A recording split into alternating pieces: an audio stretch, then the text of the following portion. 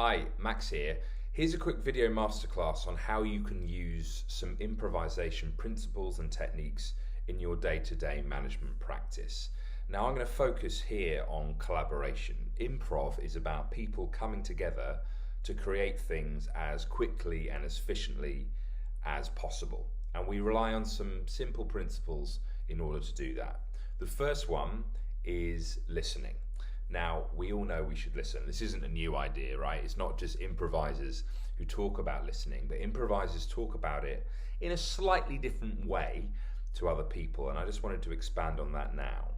So normally at work, we're taught about active listening. Yeah, we're doing all the things you're meant to do when you actively listen. So you're nodding, you're making noises, maybe you're doing some paraphrasing, and that's great. That's all well and good.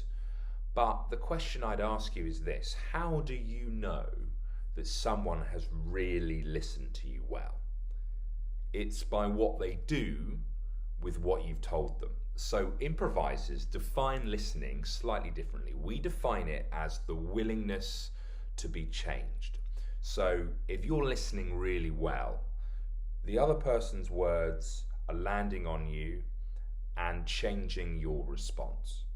So I would ask you this week, when you're in meetings, when you're in conversations with direct reports or whoever, are you really present and having your response changed by what they've said? Are you connecting to the last thing they've said?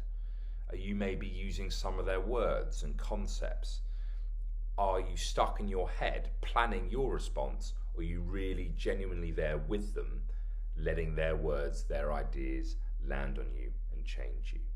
Okay, so listening is where it all begins. The second principle is yes and. So yes and is all about accepting and building off other people's contributions. And the yes is accepting the idea. It's not agreeing with it and saying everything is brilliant. It's going, I accept this, I'm going to delay judgment. I'm going to come with a spirit of optimism and play, and I'm going to explore your idea and add to it from my own perspective. So what we're doing here is we're not dropping our own point of view. What we are doing is dropping any agenda we might bring. So both of us, or all of us, if it's a meeting, have the same agenda, and we're seeking to explore ideas, and we call it creating from abundance.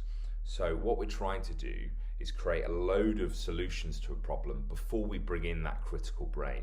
Often managers and the people I've worked with, they bring in their expertise and their experience often too early in the process, and it's really valuable to criticize and beat up ideas, right? And we can't do every idea, so we have to add in some selection. But I'd ask you, where in the process are you bringing in that critical eye? Could you benefit, could your team benefit from more of a yes and mindset when you collaborate, when you ideate? And remember, the emotional culture of a team is going to affect how much people want to contribute and how creative that team can be. Being a yes and sort of team is going to help you get there. Finally, status. So we think about status in real life as where you are on the hierarchy, right? So you've got interns, you've got different levels above them, all the way up to CEO, and you're going to be somewhere on that hierarchy. But status is also a behavior. It's something we do. And what you can do is give away status to other people in order to bring them into the conversation. So if you think about status as a behavior, think about what you're doing in the room. Are you behaving high status, and could you benefit from giving status to others and raising their status in order to get better contributions from them? So the concept we talk about here is giving and taking focus. And again, leaders are often great at taking focus and grabbing it by the horns, showing leadership, and it comes from a good place. But what we often do is create a culture where people are anxious about stepping forward or are complacent and think somebody else will do it. And again, we're not making the most of the collective intelligence of the group. So listen with the willingness to be changed. Say yes and give and take focus.